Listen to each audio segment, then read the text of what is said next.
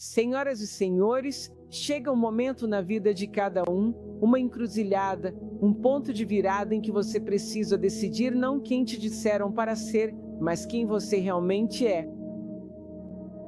E eu quero começar esta noite dizendo isso a vocês. Esta não é uma história sobre rejeitar ninguém. Esta é uma história sobre abraçar a verdade, a paz e a plenitude. Eu fui criado em um lar cristão. Igreja aos domingos, ensaios do coral, escrituras nas paredes. E eu amava Godot, eu amava mesmo. Mas em algum momento do caminho, perguntas começaram a bater no fundo da minha mente, não por rebeldia, mas por desejo de entender a verdadeira natureza de Deus, o propósito da minha existência e o que realmente significa viver e se entregar. O cristianismo me deu uma linguagem para começar minha jornada espiritual. Mas comecei a sentir que estava nadando em círculos, com muita emoção, mas às vezes faltando clareza. As perguntas que me tiravam o sono: quem é Deus de verdade? O que Ele quer de mim? Por que estou aqui? Não estavam sendo respondidas da forma que minha alma clamava. E então, o Islã. Eu não cheguei ao Islã da noite para o dia.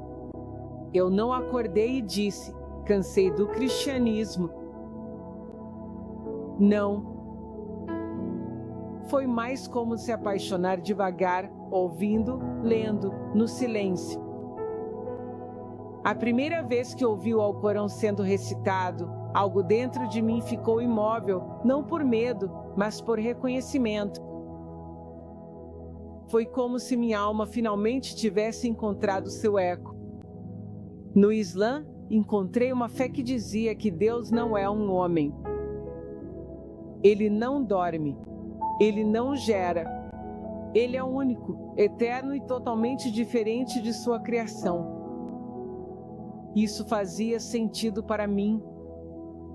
Isso estava alinhado com o Deus que eu sentia no meu coração o tempo todo, mas não conseguia explicar. O que o Islã me deu não foram apenas respostas, mas estrutura. 5 orações por dia, não como uma obrigação, mas como âncoras. O jejum, não para punir o corpo, mas para purificar a alma. A caridade, não apenas para dar, mas para crescer. A submissão, não como fé cega, mas como uma escolha consciente. Veja, eu não deixei o cristianismo por raiva. Eu saí porque queria mais do que sermões de domingo e picos emocionais. Eu queria um modo de vida que me responsabilizasse todos os dias, não apenas em um dia. Encontrei isso no Islã e encontrei, uma família de muçulmanos que não se pareciam comigo, não falavam como eu, nem cresceram como eu, mas que me acolheram como irmã na fé só porque eu disse La ilaha illallah Muhammadur Rasulullah. Então, para aqueles de vocês que estão em uma jornada, se perguntando, questionando, buscando, eu digo isso com todo o amor do meu coração: não tenham medo de perguntar. Não tenham medo de crescer. E não tenham medo de se afastar do que é confortável para alcançar o que é verdadeiro, porque o momento em que parei de viver a versão da fé de outra pessoa e comecei a buscar a Deus nos termos dele, foi o momento em que realmente encontrei meu lar. Há um momento em que as crenças herdadas já não satisfazem mais a alma, não porque estejam erradas em si mesmas, mas porque já não falam à pessoa que você está se tornando. Para mim, isso aconteceu gradualmente. Eu não acordei um dia com uma crise de fé. Começou devagar, como uma dor sutil. Algo em mim começou a se sentir deslocado, não só nos bancos da igreja, mas no meu próprio espírito. Fui criado para acreditar, aceitar, confiar, e por muito tempo, fiz exatamente isso. Eu acreditava na trindade. Eu acreditava na divindade de Jesus. Eu acreditava na ressurreição, não porque tivesse explorado esses conceitos profundamente, mas porque me disseram que questionar era uma forma de dúvida, e a dúvida, me ensinaram, era perigosa. Então, sufoquei o desconforto. Tentei cantar mais alto durante o louvor. Eu orava com mais intensidade. Eu sublinhava mais versículos na minha Bíblia, mas por dentro, era assombrado por perguntas que tinha medo de dizer em voz alta. O que realmente significa de ver que Jesus é Deus? Por que um Criador todo-poderoso precisaria se tornar sua própria criação para salvá-la? Se Deus é um só, por que ele precisa ser dividido em partes para ser compreendido? Essas não eram apenas dúvidas intelectuais, eram fardos emocionais. Lembro de ficar sentado sozinho à noite, depois dos eventos da igreja, pedindo a Deus que me ajudasse a entender. Eu não estava tentando me rebelar. Eu estava tentando permanecer fiel. Eu estava tentando fazer tudo aquilo fazer sentido. Mas quanto mais eu buscava, mais percebia que minha fé tinha sido herdada como uma relíquia de família, passada adiante, não necessariamente questionada. E por um tempo, isso parecia suficiente, até que deixou de ser. Há algo incrivelmente sagrado na fé herdada, mas também há algo profundamente libertador quando a crença se torna uma escolha nascida da luta, do estudo, do seu próprio coração se abrindo para receber algo mais verdadeiro. Eventualmente, percebi que precisava começar a fazer perguntas difíceis, não para destruir minha fé, mas para refiná-la. Comecei a ler, ouvir debates, observar como pessoas de outras religiões adoravam. E foi aqui que me deparei com o Islã, não com a intenção de me converter, mas simplesmente para entender. Mas o Islã não apenas me deu respostas, ele me deu permissão para perguntar sem medo. Ele não demonizava as perguntas, as acolhia. O próprio Alcorão convida repetidamente o leitor a refletir, pensar, questionar. Foi a primeira vez que encontrei uma escritura que partia do princípio de que eu era inteligente o suficiente para debater com o texto. Eu não precisava depender de um padre ou pastor para interpretar para mim. Deus estava falando diretamente comigo, e ele dizia: esta é a verdade. Use sua razão. Siga os sinais. Eu chorei quando li pela primeira vez. 4 versos, tão simples, tão profundos, dizem: Ele é Deus, o único, Deus, o eterno. Ele não gera, nem foi gerado.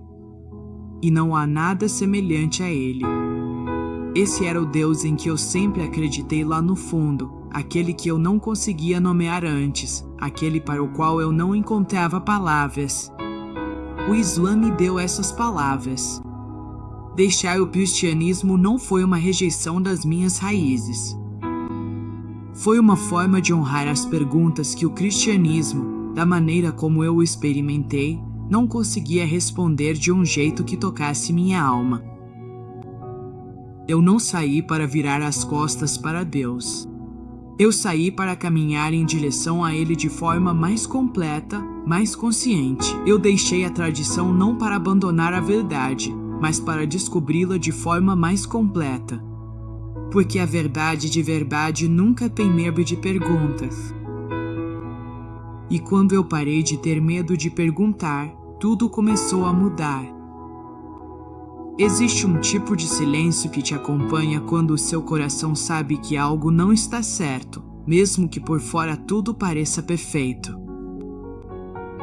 Foi isso que eu carreguei comigo por anos na minha fé cristã, um desconforto silencioso, uma sensação de que algo estava faltando, mas eu não conseguia identificar o que era.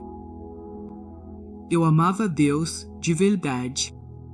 Eu também amava Jesus. Eu me agarrava à comunidade da igreja, aos sermões de domingo, aos momentos de euforia do louvor. Mas quando a música acabava e as luzes da igreja se apagavam, eu ficava com perguntas que não podiam ser abafadas por mais um aleluia. Eu não deixei o cristianismo por raiva. Eu não fui machucado por uma igreja nem me afastei por causa de pessoas religiosas. Minha saída não nasceu de um trauma, nasceu de um anseio. Eu não queria menos fé, eu queria mais. Eu não estava procurando uma fuga. Eu buscava profundidade, clareza, um alimento espiritual que pudesse me sustentar, não só nos momentos de inspiração, mas no cotidiano, nas quebras, nas horas silenciosas da vida. O desconforto não começou com uma coisa só. Era mais como um sussurro que foi ficando mais alto com o tempo. Eu me sentava na igreja e ouvia as mesmas frases, os mesmos ensinamentos, mas eles começaram a soar vazios, quase superficiais. Eu orava e sentia como se minhas palavras ecoassem no céu, mas já nem sabia direito o que estava dizendo. Me diziam para simplesmente ter fé, que Jesus é a resposta, mas ninguém conseguia explicar como ou porquê de um jeito que tocasse o fundo do meu ser. Comecei a sentir que estava me agarrando a uma versão de Deus que não combinava com o que meu coração instintivamente sabia ser verdade.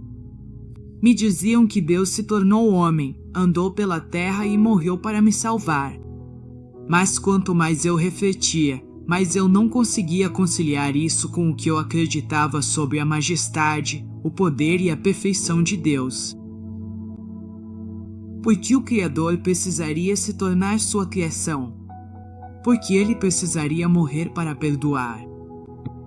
Não eram acusações. Eu não estava tentando refutar nada. Eu estava tentando encontrar paz, mas não consegui. Essa inquietação espiritual se tornou o início de uma nova jornada. Eu não fui em busca do islamismo, mas de alguma forma ele me encontrou. Um amigo compartilhou um versículo do Alcorão comigo um dia, e foi como se alguém tivesse acendido uma luz em um quarto escuro. Era calmo, direto, inegavelmente profundo. Comecei a ler mais. Eu assisti palestras. Sentei-me em silêncio com mulheres muçulmanas e escutei, não com julgamento, mas com o coração aberto. E o que encontrei não foi apenas teologia, foi uma verdade que me fez sentir em casa. O desconforto que eu carregava começou a se dissolver. No islamismo, tudo estava em seu lugar. Deus era Deus, soberano, eterno, incomparável.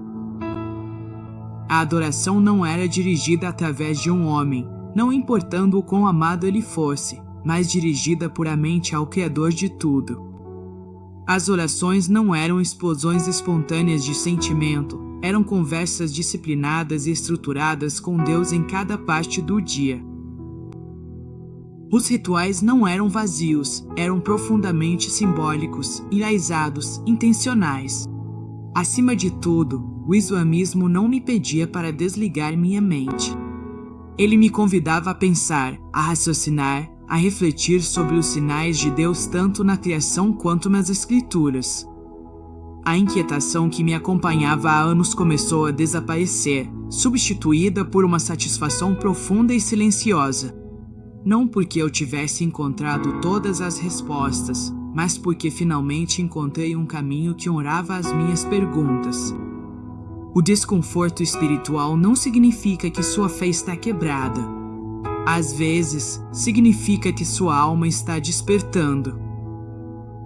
Significa que você está sendo chamado a se aproximar de Deus de uma nova maneira, e para mim, essa jornada começou no dia em que parei de silenciar o desconforto e comecei a escutá-lo. Chegou um momento na minha jornada em que precisei admitir algo difícil a mim mesma. Eu tinha perguntas que o cristianismo não conseguia responder, não porque eu não estivesse me esforçando o suficiente para entender e nem porque as pessoas ao meu redor não se importassem. Eu estava cercada de pessoas de bom coração, crentes que amavam a Deus e amavam o próximo, mas a verdade é que eu havia chegado a um ponto em que repetir o que me diziam já não era mais suficiente. Meu coração precisava de mais do que emoção, ele precisava de clareza.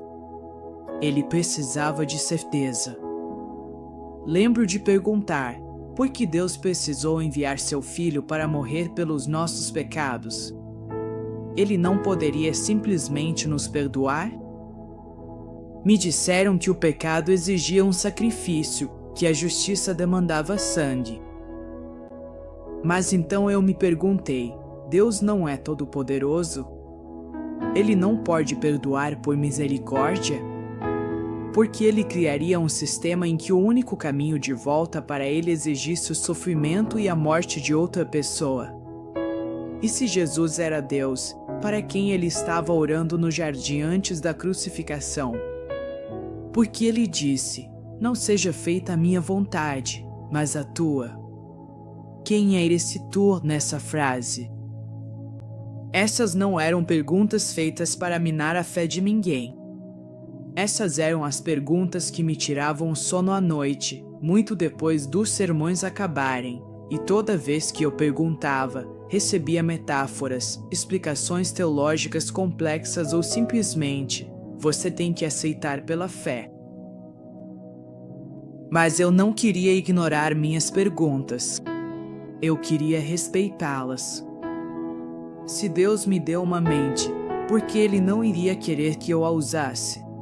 Quando comecei a estudar o Islã, eu não esperava encontrar paz. Eu só estava tentando entender no que os muçulmanos acreditam, mas o que encontrei me paralisou. O conceito de Deus, Allah, no Islã era diferente de tudo o que eu já tinha visto.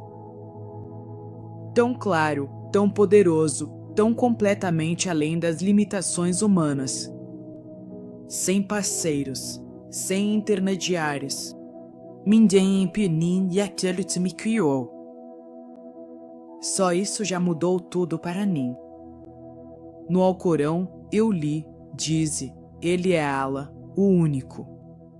Allah, o eterno absoluto. Ele não gera, nem foi gerado, e não há nada comparável a ele. Foi como se alguém tivesse me dado um espelho que refletia exatamente aquilo em que eu sempre acreditei lá no fundo, mas nunca consegui expressar. Deus não precisa se tornar como nós para nos entender. Ele nos criou. Ele já nos conhece, cada pensamento, cada lágrima, cada oração sussurrada em segredo. Por que ele precisaria descer à sua criação para conhecer sua criação? No Islã, toda pergunta que eu tinha encontrava uma resposta simples e direta. Quem é Deus? O único Criador eterno e imutável de todas as coisas. Por que o adoramos? Porque ele é digno disso, não porque ele precise. Como voltamos para ele quando pecamos? Através do arrependimento sincero, sem sangue, sem sacrifício, sem intermediários, apenas um coração quebrantado voltando ao seu Criador. Pela primeira vez, senti-me intelectualmente e espiritualmente completo. Eu não precisava escolher entre fé e lógica.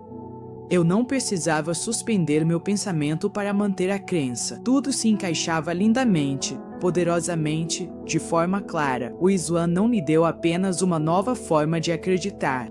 Isso me trouxe paz, paz com Deus, paz comigo mesmo e paz com as perguntas que antes me deixavam em dúvida. Às vezes, as verdades mais transformadoras são as mais simples, e no meu caso, foi essa: Deus é um só. E sua mensagem sempre foi de clareza, misericórdia e orientação. Eu não deixei o cristianismo por rejeição. Eu aceitei o Islã porque ele respondeu ao que o cristianismo não pôde responder. E nessas respostas, encontrei um tipo de paz que eu nem sabia que me faltava. Crescendo, eu acreditava que fé significava acreditar sem questionar, sem hesitar, sem precisar entender. Foi isso que me ensinaram, que fé era uma questão de confiança, mesmo quando as coisas não faziam sentido. E por muito tempo, vivi assim. Tentei me sentir confortável com o que eu não conseguia explicar, me convencendo de que, se eu apenas acreditasse com força suficiente, as dúvidas desapareceriam, mas elas não desapareceram. Quanto mais eu amadurecia, mais percebia que o que eu realmente precisava não era uma crença cega. Eu precisava de um relacionamento com Deus que fosse enraizado em clareza, em consistência e, acima de tudo, em propósito. Eu não queria acreditar só para me sentir salvo. Eu queria viver uma vida que tivesse significado, que servisse a algo além de mim mesmo. E foi aí que comecei a entender o poder da submissão. Não como fraqueza, mas como uma escolha consciente, não abrindo mão do seu intelecto ou liberdade, mas alinhando-os com a vontade de quem te criou. No cristianismo, me ensinaram que acreditar na divindade de Jesus e em seu sacrifício era a chave para a salvação, mas eu tinha dificuldades com isso. Por que Deus faria a salvação depender de acreditar em algo que era tão difícil de entender? A Trindade sempre foi um mistério que eu me esforçava muito para aceitar, mas, no fundo, parecia algo que eu estava me forçando a acreditar. Eu me perguntava frequentemente, se Deus é justo, será que Ele realmente faria a salvação eterna depender de uma crença tão complexa, tão debatida, até mesmo entre teólogos? Quando me deparei com o Islã, a ideia de submissão, e não apenas de crença, me chamou a atenção de uma forma que mudou tudo. Não se tratava de dizer, eu acredito em Deus e depois viver a vida do jeito que eu quisesse, confiando que só a crença me salvaria. Era sobre entregar minha vida a Ele de forma prática e diária, através da oração, disciplina, humildade e ação. Era sobre demonstrar meu amor por Deus através da minha obediência, não apenas dos meus sentimentos. O Islã me ensinou que a submissão a Deus não era opressão. Era liberdade, liberdade do ego, liberdade da necessidade de aprovação constante dos outros, liberdade da ansiedade de viver apenas para este mundo. Comecei a perceber que o Islã não me pedia apenas para acreditar. Ele me pedia para viver essa crença, para deixá-la moldar cada pensamento, palavra e ação minha. 5 vezes por dia, eu era lembrado do meu propósito. O jejum me ensinou paciência e gratidão. A caridade me ensinou que tudo o que eu tinha era um presente a ser compartilhado. Percebi que a submissão não era sobre perder o controle. Era sobre entregar o controle àquele que sabe mais do que eu jamais poderia saber. O que mais me tocou foi que o Islã não faz nenhuma afirmação de culpa herdada. Eu não nasci pecador. Eu nasci puro, com uma fita, uma disposição natural para adorar e conhecer a Deus. Não me disseram que eu precisava de um Salvador para morrer por mim. Disseram-me que Deus está próximo e que Ele perdoa todos que sinceramente se voltam para Ele. Essa era uma mensagem que honrava tanto meu coração quanto minha mente. A submissão no Islã não é passiva. Não é cega. É uma entrega deliberada e consciente a algo maior do que você mesmo. Significa entender que Deus não é apenas seu Criador, mas seu guia, seu sustentador, seu juiz e seu protetor misericordioso. Significa viver cada dia com a consciência de que sua vida tem significado, não só na teoria, mas em cada uma de suas ações. Quando aceitei o Islã, não estava escolhendo um novo rótulo. Eu estava entrando em um modo de vida que finalmente fazia sentido, um modo de vida que exigia não só minha crença, mas também meu compromisso. E foi através dessa submissão que encontrei dignidade, clareza, propósito e paz. Existe um tipo único de despertar que acontece quando você ouve algo familiar de uma forma completamente desconhecida. Foi assim que me senti na primeira vez que ouvi o Alcorão sendo recitado. Eu não entendia o árabe. Eu não estava procurando me converter. Eu só estava ouvindo, mas algo naquilo me acalmou profundamente.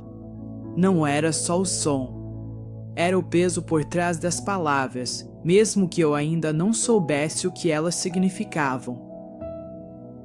Mais tarde, quando li a tradução, chorei, não porque tivesse descoberto algo novo, mas porque parecia que finalmente estava ouvindo aquilo que desejei por toda a minha vida.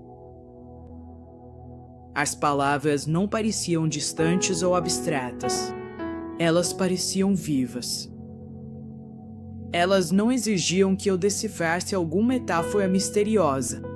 Elas falavam diretamente à minha alma, como se Deus estivesse falando comigo, não através de uma figura histórica ou de um sistema religioso, mas diretamente de seu ser divino. O que mais me chocou foi como o Islã oferecia essa clareza e conexão em uma linguagem de puro monoteísmo. Eu não fui apresentado a uma teologia cheia de simbolismos ou disputas antigas. Fui apresentado a um Deus que era um só, eterno, indivisível e próximo. Não havia doutrinas confusas para desvendar, nem malabarismos mentais para fazer.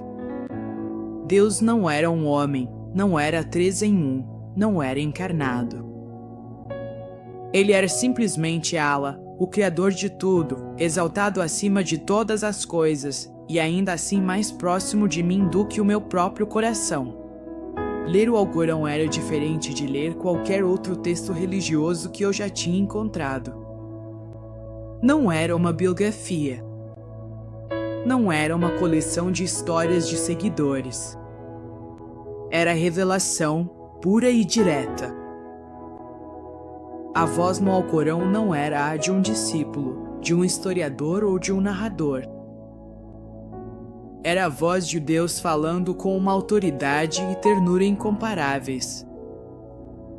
Eu não sentia que estavam falando sobre mim. Eu sentia que estavam falando comigo.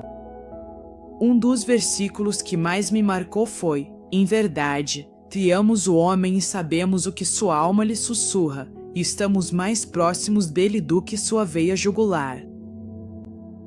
Alcorão 52.16. Esse versículo me atingiu como nada jamais havia atingido. Deus me conhece.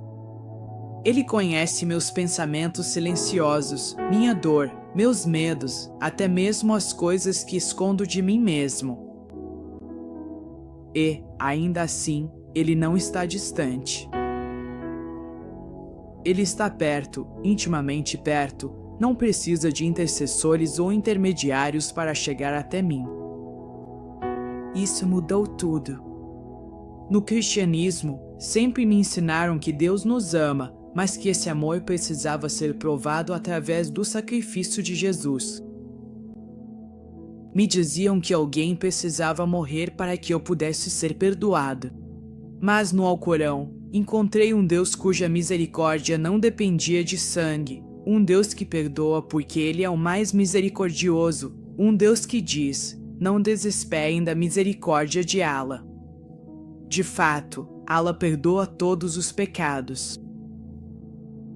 Alcorão 39:53. Esse versículo sozinho já teria sido suficiente para me atrair, e então comecei a orar, não do jeito que eu fazia antes, mas do jeito que os muçulmanos fazem, de forma estruturada, disciplinada, humilde, com a testa no chão. No começo, parecia estranho, mas logo passou a ser como estar em casa, porque o que eu fazia com o corpo finalmente correspondia ao que minha alma desejava há anos: submeter-se, não só emocionalmente, mas por completo. Aprender o Alcorão, mesmo em tradução, tornou-se mais do que um estudo. Tornou-se uma cura. Realinhou a forma como eu via o mundo, como eu via o sofrimento, o propósito e a esperança. Me deu uma estrutura que não é baseada em culpa herdada ou em uma teologia impossível. Me deu palavras divinas preservadas ao longo dos séculos que falavam a verdade sem confusão. O Islã não me pediu para deixar Deus para trás. Ele me mostrou quem Ele realmente é. Através do Alcorão, Encontrei um Deus que eu não precisava interpretar por meio de camadas de tradição. Encontrei um Deus que se apresentou em seus próprios termos, numa linguagem que meu coração finalmente compreendeu.